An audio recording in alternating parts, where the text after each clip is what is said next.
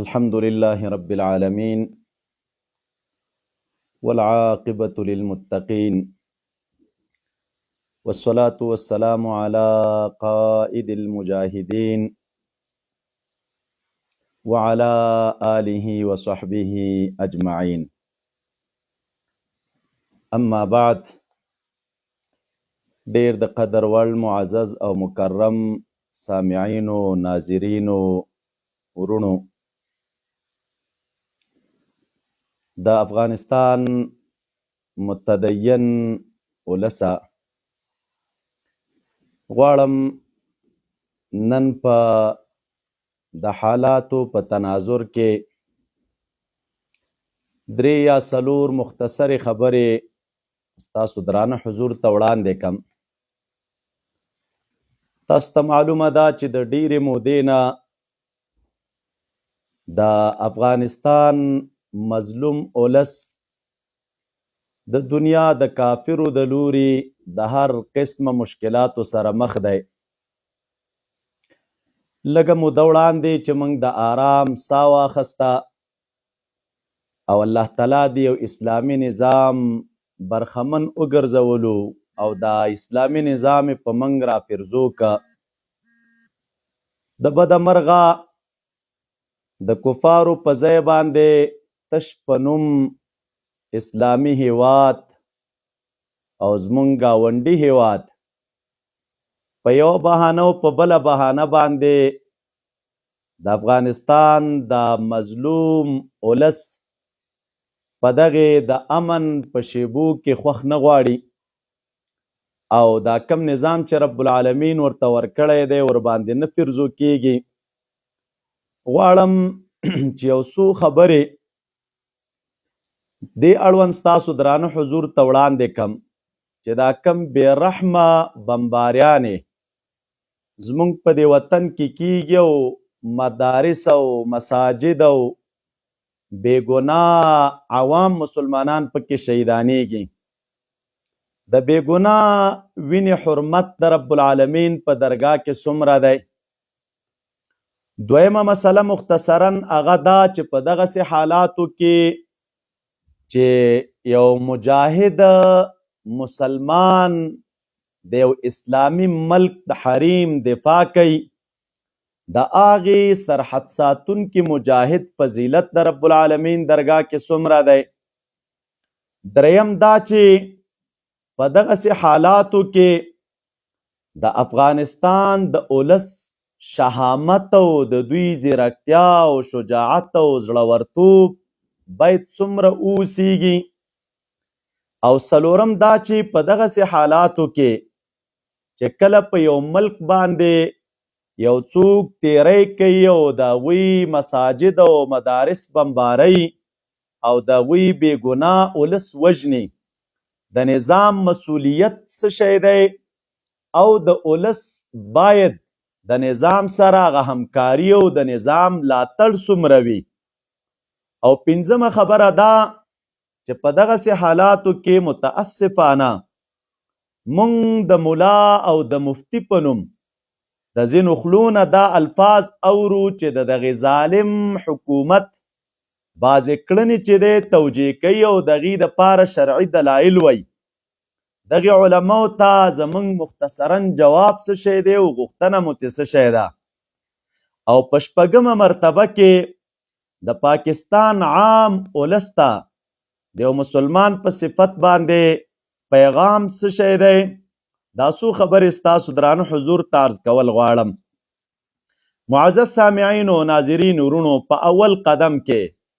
ای د افغانستان مومن او مظلوم اولسه، نن چې زمونږ په خاوره باندې بارود راوري، زمونږ مسلمانان او ماشومان شهیدانېږي، کورونه مو ویجاړېږي، دا یوازې یو سیاسي کشمکش نه دی بلکې د وینې، عزت او د عقیدې مسله ده. په دغسې وخت کې چې د یو افغان یا د یو مسلمان وینه تویېږي، رب العالمین په قرآن کریم کې د مسلمان د وینې حرمت ذکر کړی. الله تعالی فرمای اعوذ بالله من الشیطان الرجیم من قتل نفسا بغیر نفس او فساد فی الارض فکأنما قتل الناس جميعا. د بے گناه انسان وجل داسې دی لکه ټول انسانیت وجل یا لکه ټول انسانان وجل. نو هر څوک چې د ملکی وګړو وینه تویي، د بے گناه اولس وینه تویي، هغه د رب العالمین د سخت حساب لاندې دی. که هر عنوان ورته ورکوي او که د هر ادرس نه دا وینه تویول غواړي. په دغسې وخت کې چې په سرحداتو کې مجاهدین د خپل اسلامي ملک او د اسلامي نظام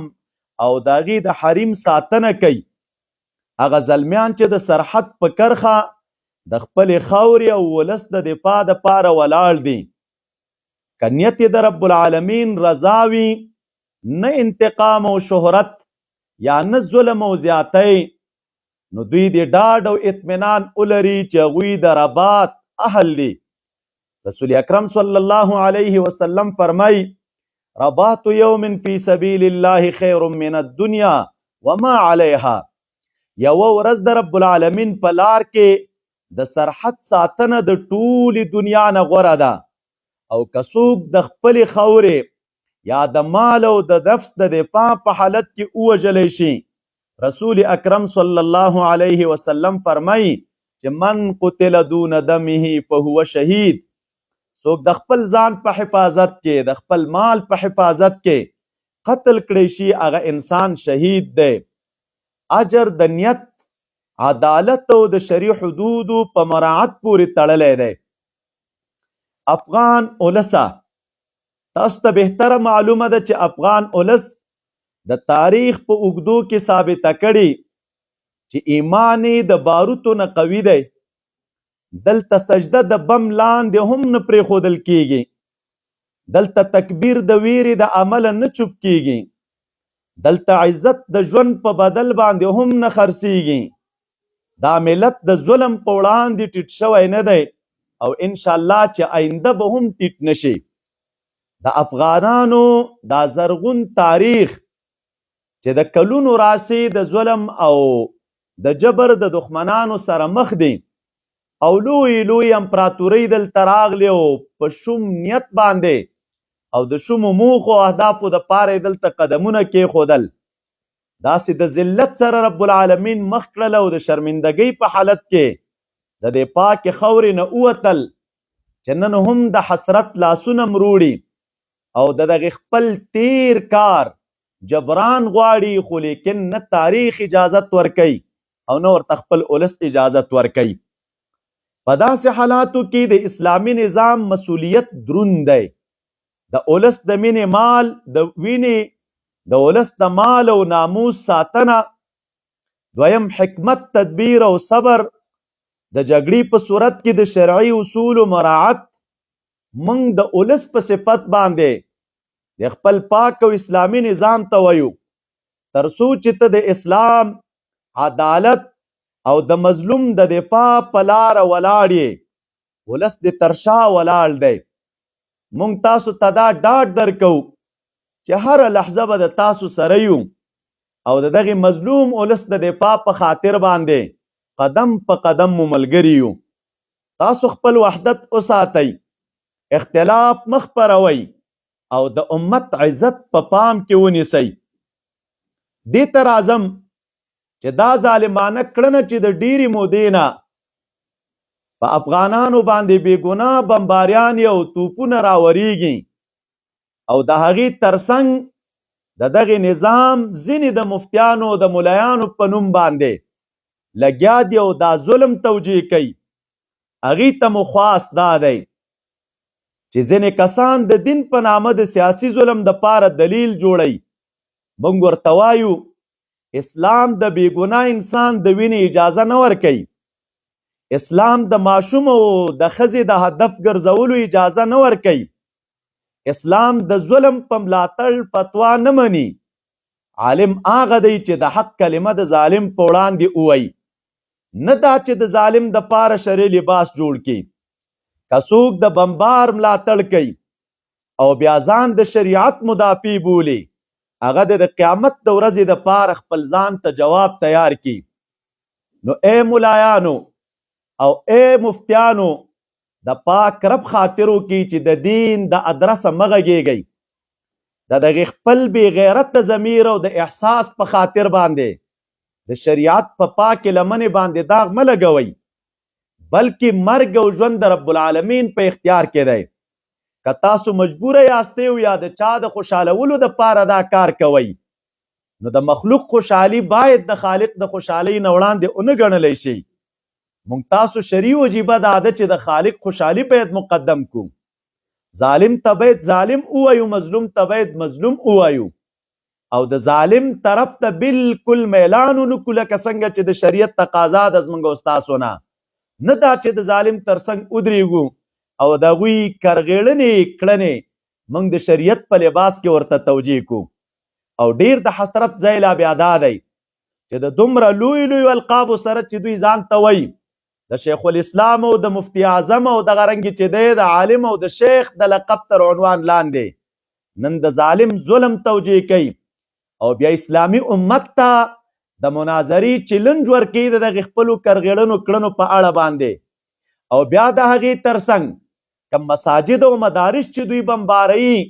نو د مسجد درار نسبت ورته کوي موږ وایو افغانان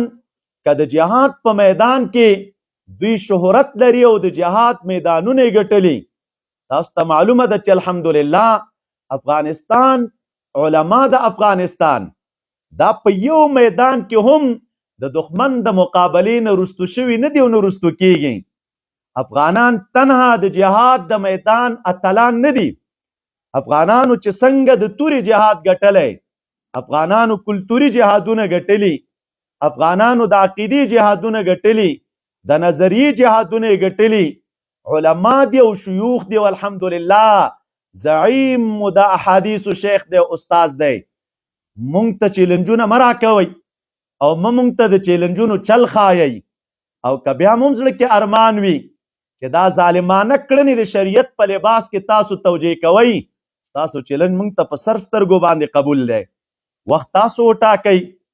او حاضري او آمادګي زموږ مسؤلیت عالمي دنیا به وګوري او خبره به واضح او څرګنده شي چې حق د چا سره دی او د حق مدافعین څوک دي او باطل پرست خلک څوک دي او د باطل پرستو خلکو حامیان کم علما دي آخره کې راځم د پاکستان عام مسلمان اولس ته یو پیغام لرو هغه دا چې ای زموږ مسلمان ورونو مونږ تاسو د حکومتونو په جرم نه ملامتو مونږ پوهیږو چې عام اولس اکثره د پریکړو اختیار نه لري خو تاسو ته وایو چې د ظلم په وړاندې چپ مه اوسېږئ افغان یا د یو مسلمان ماشوم د پاره غږ پورته کوي د خپلو واکدارانو نه د عدل غوښتنه وکوي